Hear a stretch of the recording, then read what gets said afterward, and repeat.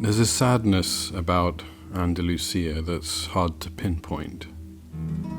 Perhaps it's somewhere in the silence of its afternoons, and it comes rising up even through the merciless heat of the day, recorded in the stone of its architecture. It climbs through sheets of striated time to flood every struck chord of its music, to permeate its still air and the beauty of its landscape. It's somehow both painful and beguiling. So right now it's the middle of my summer break. It's the 22nd of July, and I've come to Seville in Spain, which is a city I visited around 10 years ago, and I loved it so much then that I decided to return. And I'm going to be traveling around Andalusia for around 10 days or so, and I've taken some books with me, so I thought it would be nice to let you in on what I find myself reading as I explore the region a little bit. I love this little spot I found, this courtyard of a church. I think it's really quite pretty.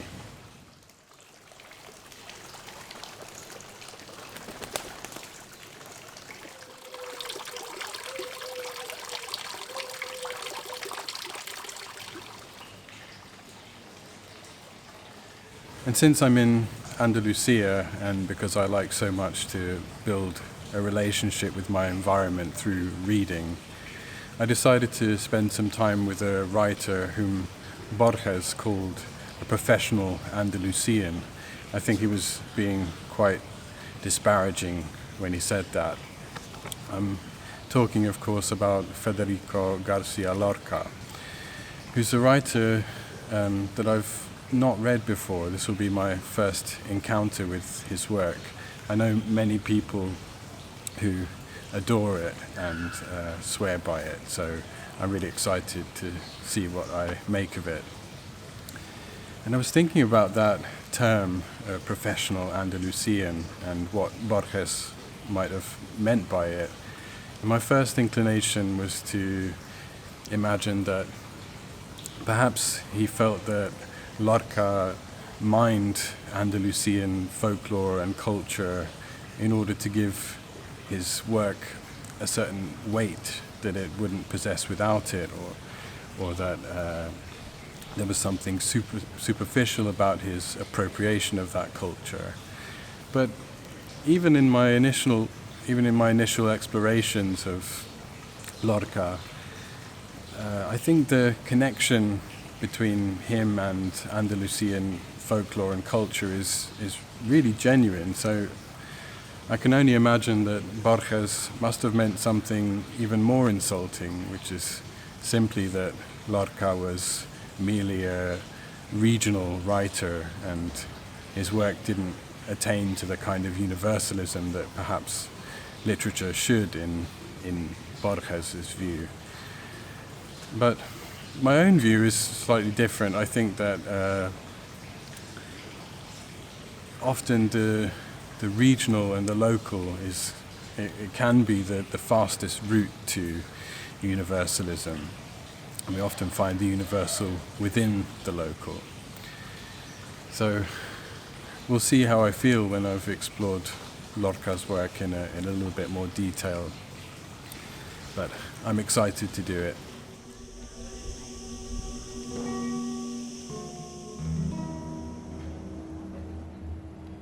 So I decided to begin with what is probably Lorca's most famous piece of writing. It's a play that was first performed around, exactly 90 years ago in 1933, called Blood Wedding. And I have to say I was absolutely thrilled with its collage of styles. So it contains strong elements of what one might expect to find in late 19th century naturalist drama,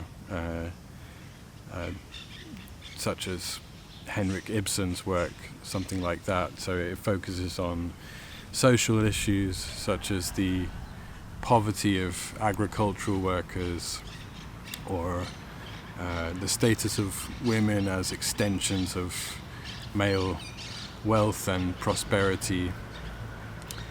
But it also contains elements of what felt to me like melodrama. I'm thinking of the escape of Leonardo and the bride in Act 2 of the play, despite the fact that that was actually based on or inspired by real events in a town called Níjar that Lorca read about.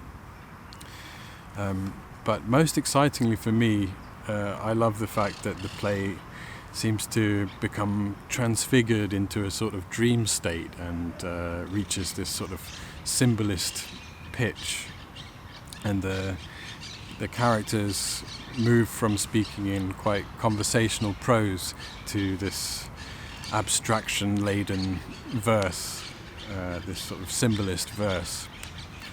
And that's also mirrored in the stage directions that specify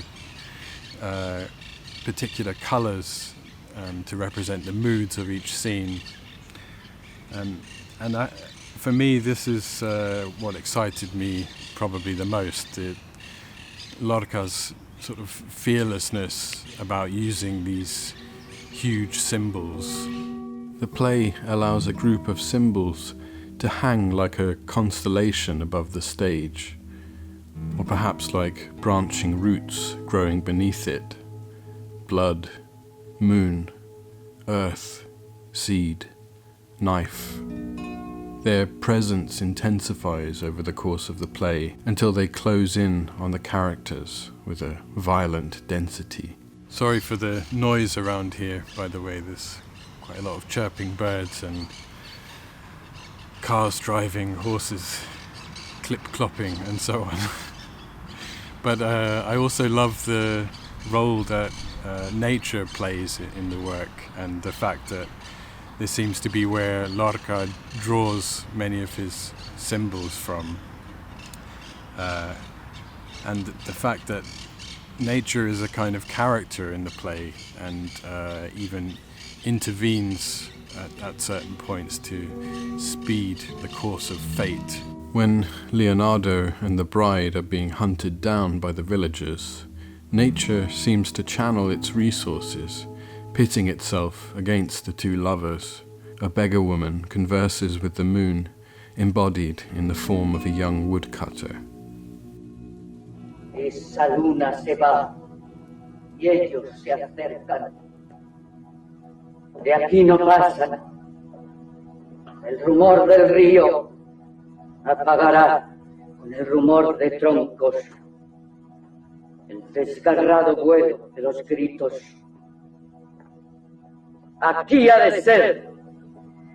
Pronto estoy cansada. Abren los cofres y los blancos hilos aguardan por el suelo de la alcoba. Cuerpos pesados con el cuello herido. No se despierte un pájaro y la brisa, recogiendo en su falda los gemidos. Huya con ellos por las negras copas, o los entierre por el blando limo.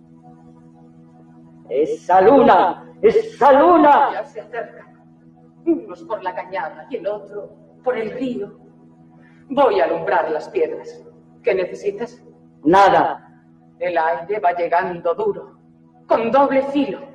Ilumina el chaleco y aparta los botones, que después las navajas ya saben el camino. Pero que tarden mucho en morir, que la sangre me ponga entre los dedos, delicado silbo. Mira que ya mis valles de ceniza despiertan, en ansia de esta fuente de chorro estremecido.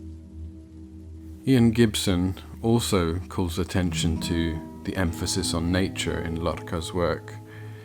He says that it puts us in touch with our emotions and reminds us forcefully, in a world ever more computerized and machine-controlled, that we are an integral part of nature, a nature that all too often we tend to forget. He goes on to say that reading him we enter a pre-logical world presided over by the moon, where man is one more strand in the intricate fabric of life. There's also a huge emphasis on death and mortality in the play.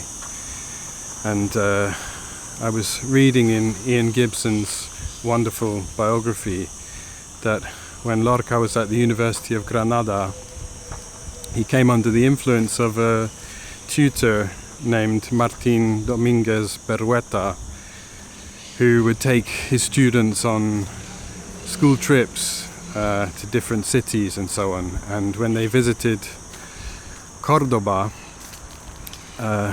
Lorca saw a painting that was a huge influence on him.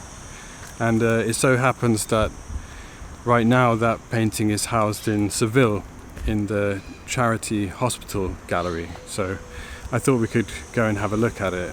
Hospital de la Caridad, where the painting is housed, is itself bound in some way to death. Its founder, Miguel Mañara, joined the Holy Charity Brotherhood, whose original mission involved offering proper burials to executed people, recovering drowned corpses from the Guadalquivir, the river that runs through Andalusia. The building is an imposing 17th century Baroque structure. Inside, you wander across its cool, echoing courtyard, past the fountain, to arrive in its ornate chapel, where the mortified, bleeding figure of Christ looms over you. Above the door is the painting that made such an impression on Lorca. Juan de Valdez Leal's Vanitas painting, Finis Gloriae Mundi, is an unflinching study of death. The art historian Nina A. Mallory calls it the most terrifying image ever painted of the corruption of the flesh. It depicts two figures, the still relatively fresh body of a knight from the Order of Calatrava, and in front of him the heavily decayed, putrescent corpse of a bishop. Worms lay waste to the body, swarming in the eye sockets, seething out of the gaping rictus of his mouth. For Lorca, the experience of viewing the painting was unforgettable. As Ian Gibson notes, later the poet said that the painting constitutes a quintessential expression of the Spanish preoccupation with mortality. This was certainly a preoccupation shared by the poet. Gibson tells us in the biography that Lorca was possessed by a compulsion to act out his own demise and burial. He posed as though dead in photographs. On one occasion, he dressed up as a mortally gored bullfighter and persuaded friends to carry him home on their shoulders, fake blood oozing from his body. The compulsion was prominent enough that it inspired Lorca's friend Salvador Dali to paint him in an attitude of death. Dali would later recall such performances from their days together at Residencia de Estudiantes in Madrid. I remember his death-like, terrible expression as, stretched on his bed, he parodied the different stages of his own slow decomposition, a curious fixation on the transitory nature of the flesh for one whose life was all too fleeting. While in Seville, I visit La Cartuja, which was originally a monastery built in the 15th century, and then became a ceramics factory in the 19th, before being turned into a gallery of contemporary art. The day is blazing hot, and the cicadas roar in the olive grove within the gallery's grounds. It feels like the cicadas sing just as loud as they do in Greece here.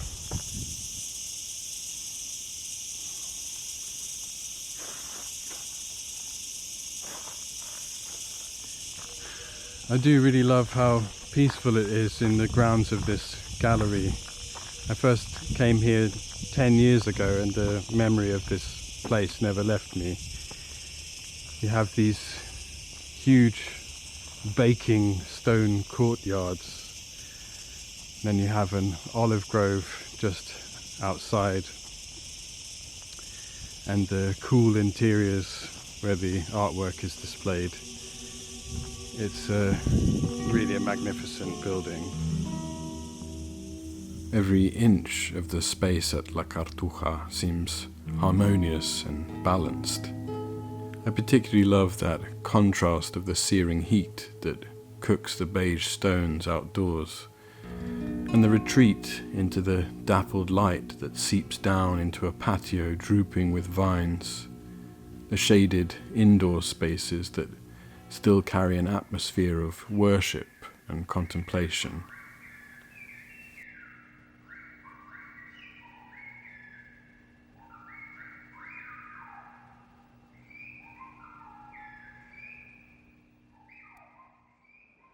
I leave Seville and get on a train to Córdoba. As the suburbs die away, I think of the lonely mortal journey in Lorca's Horseman's Song and its uncertain end. Córdoba, lejana y sola, jaca negra, luna grande y aceitunas en mi alforja. Aunque sepa los caminos, yo nunca llegaré a Córdoba. Por el llano, por el viento, jaca negra, luna roja, la muerte me está mirando desde las torres de Córdoba. In Córdoba, the layers of Andalusia's past are palpable. The 16-span bridge across the Guadalquivir, with its arcades, was first built by the Romans, but now bears the shape given to it by the Arabs in the 8th century. On its banks, the ruined Albolafia mill watches the green water flow by, though its wheel no longer turns. Square and stout in the historic centre is the great mosque, the arches of its stunning prayer hall seeming to spread out to infinity. The layers of history clash starkly when one encounters, as though superimposed on its centre, the lofty ceiling of a Renaissance cathedral nave and transept. It's a peculiar feeling passing from one culture to another in an instant, but that's so often what it feels like here. So it's the 25th of July today and I'm in Córdoba. It's blazing heat, it's the middle of the day, around siesta time, so I found a little spot in the shade where I can talk to you. I've really enjoyed exploring the city. It feels a little bit more intimate perhaps than Seville. There's lots of little winding alleyways and so on. As far as my reading goes, I've been spending a bit of time with Lorca's poetry. This is the Oxford World Classics edition with translations by Martin Sorrell. I found the note on the text and translation quite amusing, so I'd quite like to share it with you. He says, Lorca's poetry poses the recognized problems of translation in an intense way. His Spanish is highly charged, culturally specific, strongly rhythmic, always musical. It evokes an ancient land, Andalusia, where Europe, Africa and Arabia met and clashed. It evokes a world of searing heat, passions and rough justice, resonating to the haunting sound of cante jondo, the purest form of flamenco music. Here is a world which could scarcely be less Anglo-Saxon.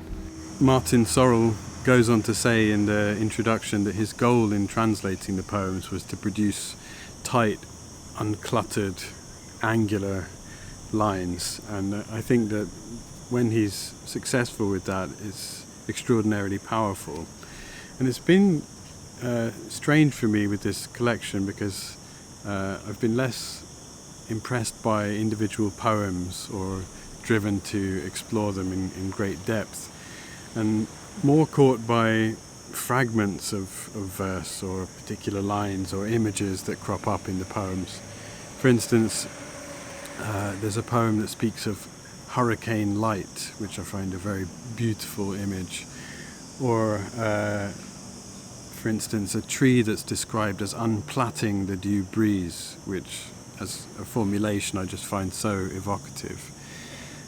And perhaps that this style of translation is the reason why some of the most effective poems for me have just been extraordinarily simple ones. For instance, there's a poem called Landscape Without Song, which is little more than a sketch really, but I find it really powerful nevertheless. I'll read it for you. Blue sky, yellow field, blue mountain, yellow field. Across the scorched plain an olive tree drifts, one lone olive tree. It struck me as the kind of scene that you might glimpse fleetingly from the window of a moving train or carriage, and suddenly find in it the ultimate expression of your soul. At least that's how it feels to me.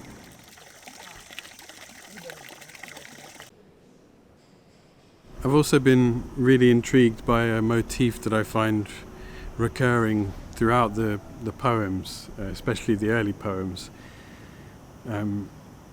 And it feels as though Lorca has this preoccupation with images related to reflections and shadows and echoes and so on.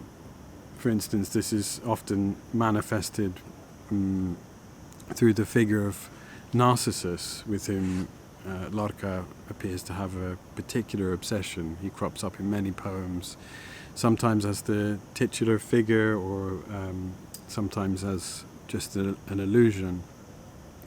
But just in general, there seems to be this absolute preoccupation with the idea of a world of pure image, a sort of perfect world beyond the realm of material objects that's fragile and ideal and beautiful.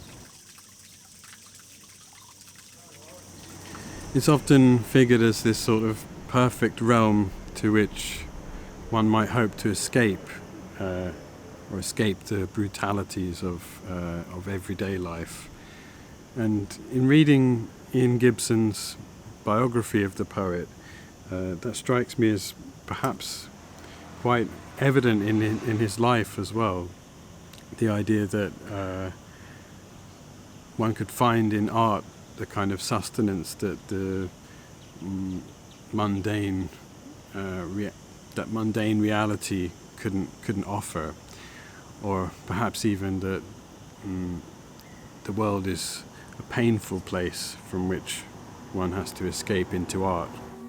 In the poem Sesame, Lorca writes, "The reflection is what's real. The river and sky are doors to take us to the eternal." I find it formulated with particular beauty in a poem entitled Debussy, and in reference to that composer's work, I think it's entirely apt, given that his music often lacks a tonal center, something to ground it, and so it exists in this sort of shimmering, fragile state that mirrors that condition of the two worlds somehow. My shadow moves silently down the coursing water. My shadow deprives the frogs of stars. The shadow sends my body reflections of still things. My shadow moves like a huge violet gnat. 100 crickets try to gild the light of the reeds. A new glow in my breast, reflected from the water. I love that this poem shows a kind of interpenetration of the two worlds, the way that they can aid one another or hinder one another in different ways. I also find myself wondering if Lorca's preoccupation with reflections had a source beyond classical antiquity in the Islamic architecture of Al-Andalus. Lorca regarded the fall of Muslim Granada as a disastrous event. He says, "An admirable civilization and a poetry, astronomy, architecture and sensitivity unique in the world, all were lost to give way to an impoverished, cowed city." I think of the reflections in the Alhambra which Lorca visited often, the building suspended in a fragile image across the length of a still pool, poetry as architecture, a dome in air.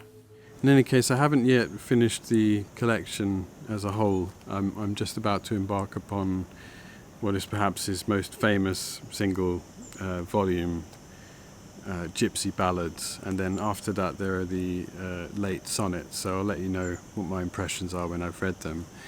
But for the moment, I have to say that I find the verse within the plays far more striking and far more powerful than anything I've read of his poetry. That could be to do with the translation, or maybe it's the style of verse that he includes within the plays that particularly speaks to me. But yeah, for the moment, that's how I feel. While in Córdoba, I visited Libreria El Laberinto, a beautiful old bookshop, and lamented having no Spanish. I did pick up, however, a nice little Pelican book about the theatre of the absurd.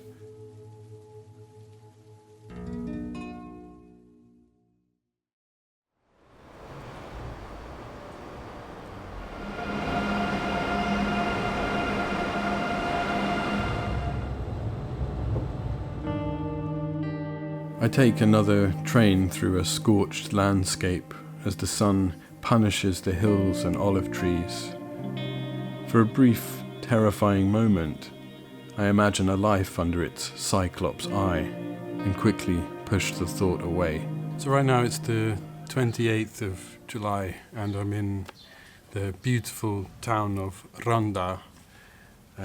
It's built above this huge gorge, and the views from the bridge here, which spans across the whole thing, are just utterly spectacular, I have to say. This is going to be my last stop on the trip before returning to Seville. It's a shame I'm not going to make it to Granada, especially since I've been reading so much Lorca, but that may just have to wait for another trip.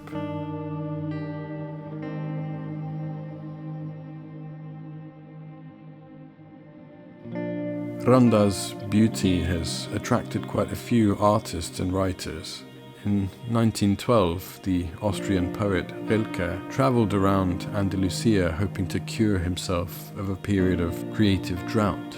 In letters from Spain, the poet complained of a malaise, saying, "For me, the world collapses completely every moment inside my blood."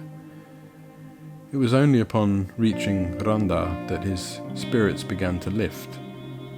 He referred to the town as incomparable, vividly describing the spacious valley busied with its expanses of meadow, its evergreen oaks and olive trees, and beyond again the pure mountain range, mountain behind mountain, forming the stateliest distance. In Ronda, something broke the banks, and his creativity began to flood once more. Among the poems he composed here is the Spanish trilogy.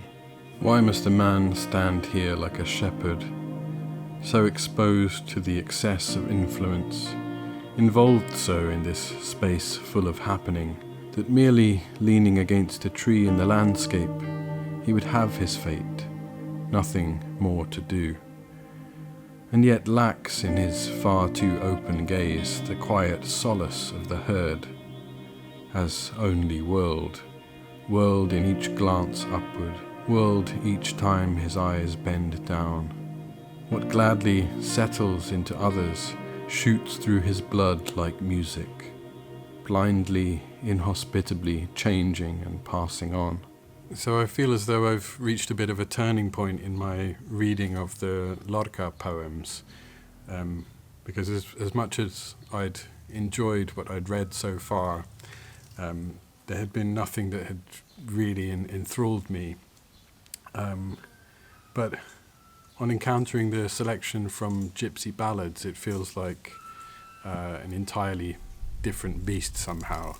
And the poems in that particular selection just have such power, such force, and the kind of density that that I hadn't found before. The poems might continue certain concerns of Poem of the Cante Ronda, which aim to capture unsentimentally and suggestively the essence of deep song, that pure form of flamenco by which Lorca was so fascinated and which he promoted so ardently. But to me, their vocabulary and fragmentism, as Martin Sorrell puts it, feels like a huge advancement from that earlier collection. There's a new richness within them.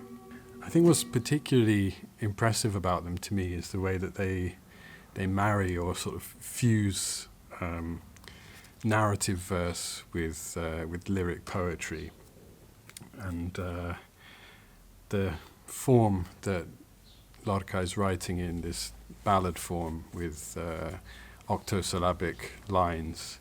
As I understand it, it is something of a staple of Spanish language poetry. The poet Juan Ramón Jiménez even goes as far as to call that particular form the river of the Spanish language. Ian Gibson tells us that Lorca had been deeply attracted to the ballad, feeling that it was the verse form best suited to his temperament.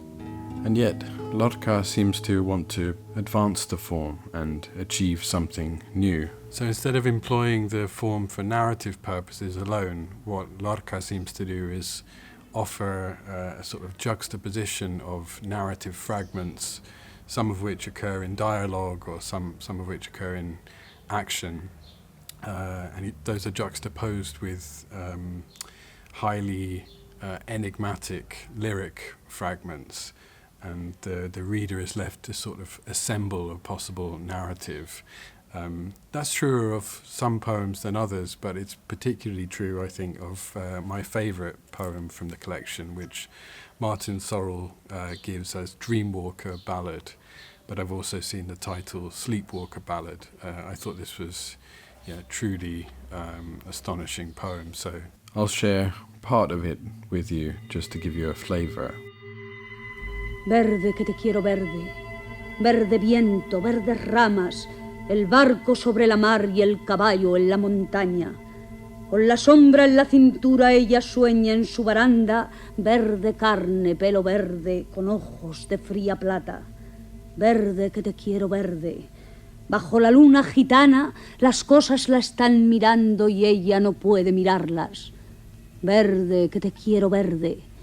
Grandes estrellas de escarcha vienen con el pez de sombra que abre el camino del alba. La higuera frota su viento con la lija de sus ramas y el monte, gato garduño, eriza sus pitas agrias. Pero ¿quién vendrá? ¿Y por dónde? Ella sigue en su baranda verde carne, pelo verde, soñando en la mar amarga. Compadre, quiero cambiar mi caballo por su casa, mi montura por su espejo, mi cuchillo por su manta. Compadre, vengo sangrando desde los puertos de Cabra.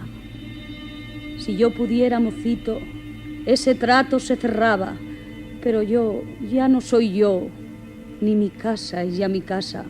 Compadre, quiero morir decentemente en mi cama, de acero si puede ser, con las sábanas de Holanda. ¿No ves la herida que tengo desde el pecho a la garganta? 300 rosas morenas lleva tu pechera blanca.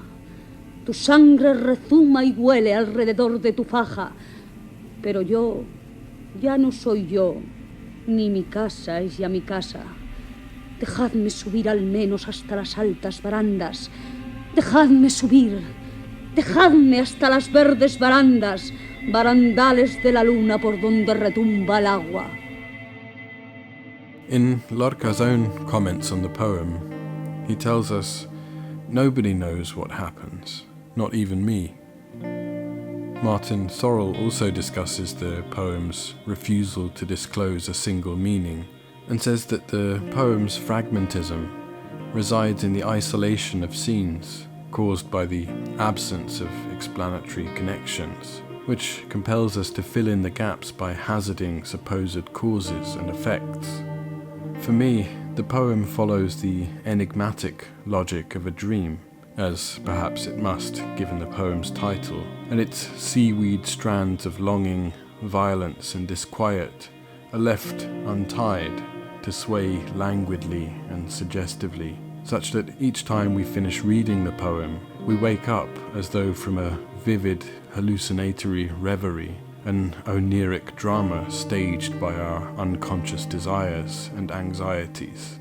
The new complexity of the poems in Gypsy Ballads also give the first indications of what was to come in the ecstatic, Blakean or Whitman-esque explosion of surreal juxtapositions in the later poems from Poet in New York, in which a fiery stream of imagery assaults the reader with apocalyptic force.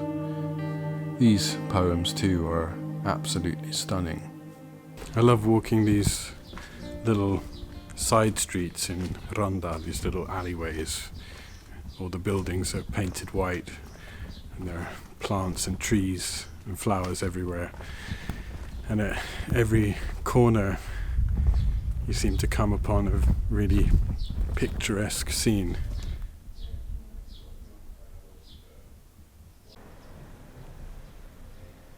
So I just wanted to talk really briefly about a book that I've mentioned a few times throughout the video already, and that's Ian Gibson's Biography of Lorca, which was originally published in the 1970s.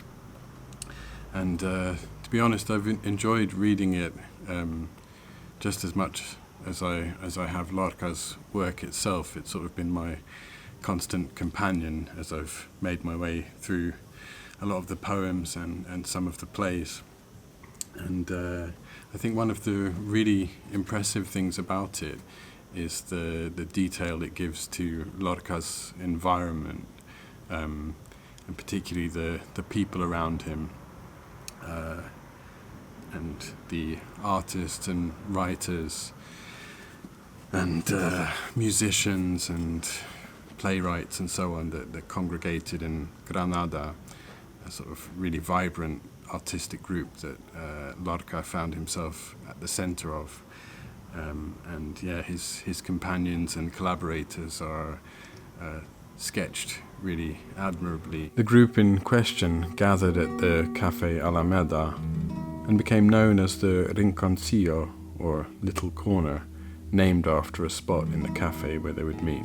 There, Lorca appears to have received an artistic education far more valuable than what he encountered at school, where he performed poorly, just as he did at the University of Granada, despite his tutor's efforts. The Residencia de Estudiantes in Madrid is also given its own chapter, and this is where Lorca would form important relationships with the socially awkward and eccentric Dali, and the seemingly rather brutish Luis Buñuel.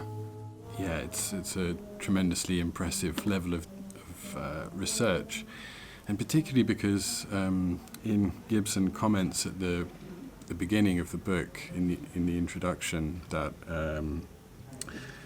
for a biographer there are quite a lot of challenges when writing about Lorca, because he never kept a diary of any sort. A lot of his letters are no longer extant, and also there's a kind of conspiracy of silence around the subject of his homosexuality, and a lot of people are really reluctant to comment upon that. So yeah, it makes it especially impressive that Ian Gibson's able to provide such a level of detail within it. And yeah, one of the really fascinating things about Lorca's character for me, so far anyway, is that